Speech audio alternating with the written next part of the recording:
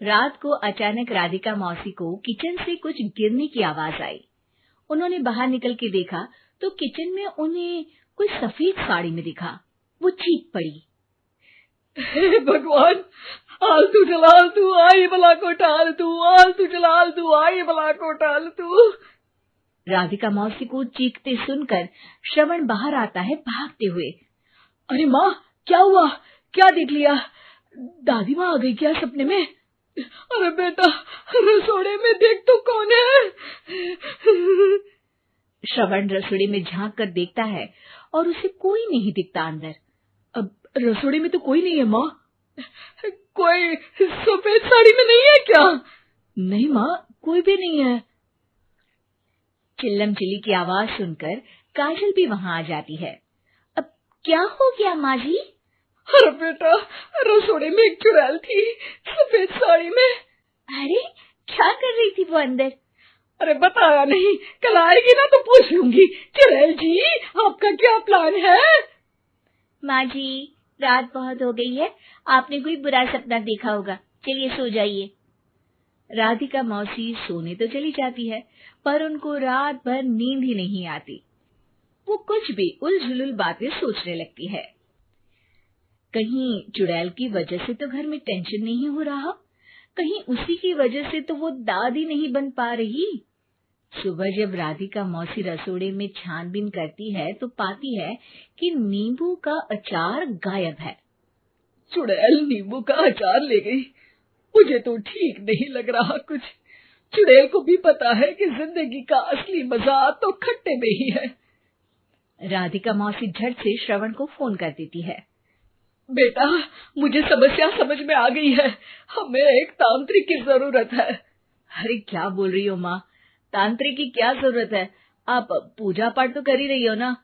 आलतू जलालतू मंत्र सारे फालतू जैसे कुछ मंत्र पढ़ो, चली जाएगी अपने आप चुड़ैल। अरे नहीं बेटा, कभी चुड़ैल को कम नहीं समझते। अरे तुझे पता भी नहीं चलेगा कि कभी वो छल करके काजल की जगह घर की बहू खुद बन जाएगी। क्या माँ, कुछ भी बोल रही हो? कहाँ काजल और कहाँ चुड़ैल। वैसे एक बात बताओ, काजल को अगर गाने के लिए बोल देना तो चुड़ैल काजल की आवाज सुनकर घर तो क्या, धरती लोग छोड़कर चली जाएगी। तुम ना पढ़े लिखे बच्चे हर चीज को मजाक समझते हो। तुम रहने दो, मैं खुद ही तांत्रिक को बुला लेती हूँ। अच्छा सुन, शाम को इमली लेके आना। क्या है कि चटनी खाए बहुत दिन हो गए है ना। नहीं माँ, इमली तांत्रिक से ही मंगवा लो ना, आटा वगैरह भी उसी से पिसवा लेना। देखो मुझे काम करना है। श्रवण रात को कई तरह की सब्जियों के साथ माँ के कहने पे चटनी के लिए इमली भी ले आया था, लेकिन राधिका मौसी के दिमाग में अलग ही फिल्म चल रही थी। उन्हें अब सिर्फ शक ही नहीं यकीन होने लगा था कि शायद चुड़ैल ने श्रवण पर अपना जाल बिछा दिया था, जिस वजह से श्रवण उनकी बात ही नहीं मान रहा था। पर कोई नहीं, आने वाली रात में राधिका मौसी खुद तैयार हो गई चुड़ैल को पकड़ने के लिए। रुद्राक्ष की माला, तुलसी का पत्ता, हनुमान चालीसा सब हाथ के पास ही था, बस चुड़ैल का इंतजार था। और जैसा राधिका मौसी ने सोचा था वैसा ही हुआ। वो चुड़ैल उस रात भी आई, पर वो राधिका मौसी से तेज निकली और राधिका मौसी के उससे पकड़ने के पहले ही वो भाग खड़ी हुई।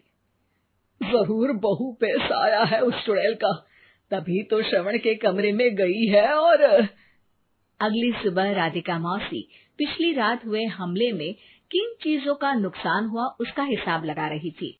उनके खेमे से एक आम के अचार की शीशी भी गायब हो चुकी थी और वो इमली भी जो कल श्रवण लेकर आया था।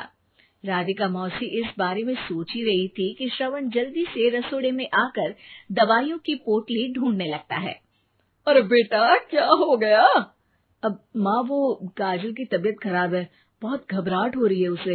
हे भगवान, मैंने पहले ही कहा था कि तांत्रिक को बुला लेते हैं, पर नहीं। अब देखो, उस चुड़ैल ने काजल को अपने वश में करना शुरू भी कर दिया है। हालांकि श्रवण भूतों में विश्वास नहीं करता था, पर अब वो भी डर जाता है और राजी हो जाता है एक तांत्रिक को बुलाने के लिए। कुछ ही घंटों में तांत्रिक आ जाते हैं और राधिका मौसी तांत्रिक जी को सब बता देती है। घोर संकट, घनघोर संकट, चुड़ैल को मारू जोर चाकट, ओम भट स्वाहा खटखा के आहा। अरे ये क्या मंत्र है? मेरे खुद के ओरिजिनल मंत्र है, कल रात को ही लिखे हैं, अच्छे लगे तो दाद चाहूंगा। एक और मंत्र सुनो। अर्ज किया है आब्राकडाब्रा, दिल्ली बम्बई आगरा, चंदा मामा सोरले सुरन मामू जारा। ये मंत्र है? अरे कोई 40 वालीसा पढ़ो ना। वक्त कम है, 40 नहीं पड़ेंगे, 20-25 में काम चलाना पड़ेगा। अलग निरंजन जाके लंदन, मुफ्त का मंजान घिस मेरे नंदन। अरे जल्दी करो तांत्रिक जी, जल्दी करो। तांत्रिक अपने उल झलूल मंत्र पढ़ने लगता है। श्रवण को तांत्रिक पे शक होता है। वो अपने एक डॉक्टर दोस्त को कॉल कर देता है ताकि कोई अनहोनी हो तो इमरजेंसी में चीजें मैनेज हो जाए। तांत्रिक धुनी रमाता है, जिसकी वजह से कमरे में काफी धुआं हो जाता है और जिसकी वजह से बहू की घबराहट बढ़ जाती है। अब भागेगी चुड़ैल। हाँ।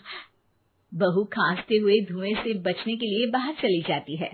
अरे भाग रही है, भाग रही है। पीछे पीछे श्रवण भी जाता है। बहू एक सोफे पर बैठ जाती है। तभी डॉक्टर दोस्त आ जाते हैं और श्रवण को पानी लाने के लिए कहते हैं।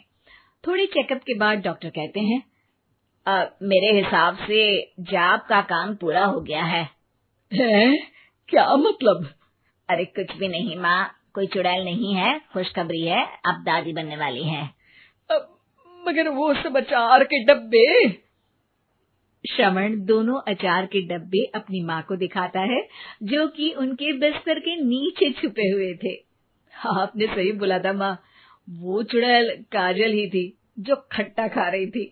हमें कल ही पता चला, पर हमने आपको ये तांत्रिक वाला काम करने दिया ताकि आपको भरोसा हो जाए कि भूत वगैरह कुछ होता ही नहीं। अच्छा, ये तो बड़ी खुशी की बात है। पर बेटा मुझे एक झाड़ू तो ला दे। क्यों माँ? ये तांत्रिक का भूत उतारती हूँ मैं। अब तांत्रिक राधा मौसी के डर से घर से भाग निकलता है और राधा मौसी उसके पीछे भागती है। अरे संकट ये घनघोर है, तांत्रिक मुआ चोर है।